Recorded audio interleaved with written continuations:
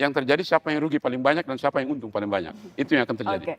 Jadi kalau kita lihat memang Amerika saat ini juga sudah dalam tekanan dari berbagai pihak termasuk juga di dalam negerinya sendiri. Mbak Cempaka, bagaimana melihat permainan yang dimainkan oleh Donald Trump sejauh ini ya untuk menangkap persepsi publik itu tadi? Tentu memang waktu yang dimiliki Donald Trump ini tidak panjang begitu Mbak ya untuk memenangkan hati rakyat dalam konteks pemenangan publik di domestik Amerika Serikat sendiri, karena kita tahu ada yang disebut dengan New Wars Power Act. Itu adalah yang mengatur seluruh presiden di Amerika Serikat ketika dia pergi berperang, dia harus menjustifikasinya di depan Kongres begitu. Nah, saat ini memang belum dilakukan karena jaraknya adalah 30 sampai 60 hari. Jadi presiden boleh mengirimkan pasukan terlebih dahulu, lalu justifikasi selama 30 sampai 60 hari. Kalau kita lihat dari waktunya, maka 28 Februari mungkin di akhir April ini, New Wars Power Act itu habis. Maksudnya harus Amerika Serikat melalui Donald Trump harus menjustifikasi di depan Kongres.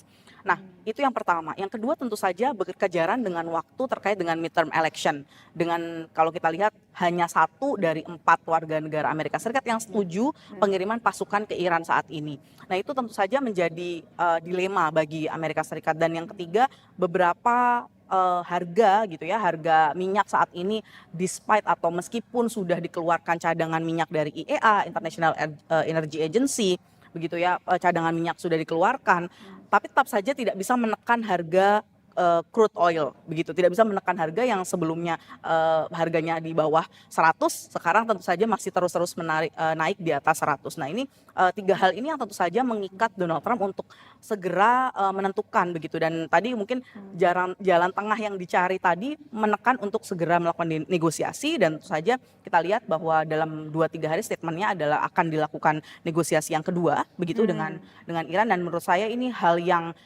tentu saja akan diambil kesepakatannya oleh Amerika Serikat begitu ya, dengan tetap meyakinkan pada publik bahwa mereka adalah pemenangnya.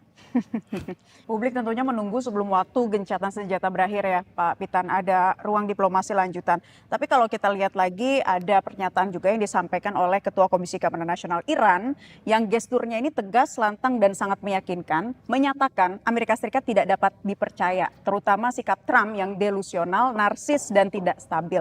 Jadi pihak Iran ini sangat yakin bahwa Amerika Serikat akan terus berubah-ubah, terutama di bawah kepemimpinan Trump. Nah, ini menarik pertanyaan ini. Begini, Mary Trump itu ponakannya Donald Trump. Ketika ditanya bagaimana kamu melihat pamanmu itu, dia bilang Presiden Trump ini kadang-kadang seperti deer in the headlights. Jadi deer in the headlights artinya rusa yang kalau kena senter lampu itu bukannya lari malah melongok begitu untuk ditembak. Nah, kadang-kadang dia disorientasi, kan ini orang tua ini. Yang orang tua, yang satu orang tua, nomor 2 dia bukan diplomat, makanya bahasanya banyak yang ngawur kan.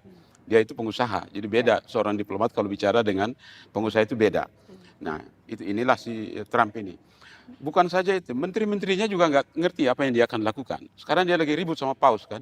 Ya, Gitu. Paus Leo. Ya, makanya sekarang umat Katolik di Amerika itu berbalik menantang dia. Ini kalau midterm election ini bisa bahaya buat dia nih. Ini dia bilang itu Paus itu terrible, dia bilang tidak mendukung saya gitu kan. Paus bilang, loh, saya ini menjalankan fungsi keagamaan supaya kamu tobat kan begitu. Tapi ternyata enggak juga. Nah, jadi kita harus lihat ini perilaku Presiden Trump ini. Yang kedua saya mau katakan begini. Di dalam setiap perang tidak mungkin di dalam waktu singkat bisa terjadi perdamaian. Gitu. Jadi harus diupayakan berbagai cara, bukan saja cara formal, tapi cara informal juga perlu. Contoh seperti apa, Nah, Pak Pitan? saya malah berandai-andai begini. Trump ini jadi presiden pada waktu yang salah. Andaikan dulu Gus Dur jadi presiden Indonesia, dia jadi presiden itu, habis juga orang sama Gus Dur dia itu pasti. Habis dipimpong sini sana itu kan. Dia datang terlambat ini Presiden Trump ini. Tapi saya mau bilang begini. Jadi memang kita hanya bisa berharap, dan harapan saya kita di Indonesia ini bukan perang kita, ini perang orang, kita hanya terseret ke dalam dampak negatifnya. Jadi tidak perlu dalam negeri itu orang beradu pendapat apa segala macam, itu kan lucu jadinya, perang orang yang berkelahi kok malah kok kita yang beradu pendapat di stasiun-stasiun televisi kan lucu menurut saya itu. Jadi yang perlu kita lakukan, kita harus bisa punya strategi seperti Cina. Dia sudah membangun koridor-koridor ekonomi untuk mengantisipasi kemungkinan terjelek kalau terjadi krisis energi. Itu kita belum punya itu, gitu. Kita belum punya. Karena Pertamina itu punya stok itu kan 22 sampai 25 hari. Ya. Itu bukan ada di gudang, ada di laut yang masih menuju sini kan begitu. Nah, kita mesti punya strategi ke depan Ya. untuk mengamankan energi, supply energi. Karena apa? Salah satu daripada cita Presiden adalah ataupun tujuan pemerintahan Prabowo itu adalah mencapai kemandirian energi. Nah, ini perlu sekali kita mesti punya strategi yang bukan hanya mengamankan stok jangka pendek, tapi kalau terjadi disrupsi supply, kita harus punya second thought, backup ya, strategi backup. Seperti yang Cina lakukan. Cina tidak akan tergoyang. Dia punya reserve energi dalam negeri cukup, dia punya energi alternatif cukup, bahkan dia ekspor mobil listrik kemana-mana, kan begitu kan. Nah, kita harus bisa melihat seperti itu yang harus menjadi strategi kita. Jadi supaya ke depan kalau terjadi krisis kita tidak bingung, kan begitu. Ya, ditambahkan Mbak Cempaka, apa resiliensi yang juga harus kita punya begitu ya menghadapi situasi geopolitik yang terjadi, paling tidak belajar strategi dari Cina. Iya, kalau saya ingin melihat bagaimana tidak hanya Cina tapi juga Iran begitu ya, misalnya yang kita sering sebutkan, misalnya yang disebut dengan mosaic defense gitu, bagaimana kekuatan Iran itu tidak hanya pada militernya saja begitu, tapi juga bagaimana dia berkoordinasi dengan IRGC dan lain sebagainya, IRGC dan Quds. Nah, ini yang kita kadang suka jarang melihat ketika kekuatan konvensional Iran itu tidak hanya pada kekuatan militernya saja begitu ya, tapi juga ada Basij, ada Quds dan lain sebagainya yang memang menjadi kekuatan yang saat dalam konteks peperangan asimetris ini menjadi resep ketahanan nasionalnya begitu. Nah, dalam konteks Indonesia kita punya yang disebut dengan P3B gitu ya, pertahanan pulau-pulau besar, yaitu kemandirian bagi setiap pulau. Nah, ini yang kalau kita bilang secara operasionalisasi atau konsepnya sudah ada, tapi memang secara operasionalisasi di militer kita belum optimal begitu ya. Bahkan mungkin secara masyarakat juga pasti perlu diingatkan bagaimana operasionalisasinya dalam konteks Indonesia. Begitu Mbak Naila. Oke. Pak Pitan, kita balik lagi ya dalam ruang diplomasi itu tadi, apakah memang dari dua hal ya, nuklir dan Selat Hormuz, ini terlalu berfokus ke situ sehingga akhirnya tidak menemukan titik temu gitu?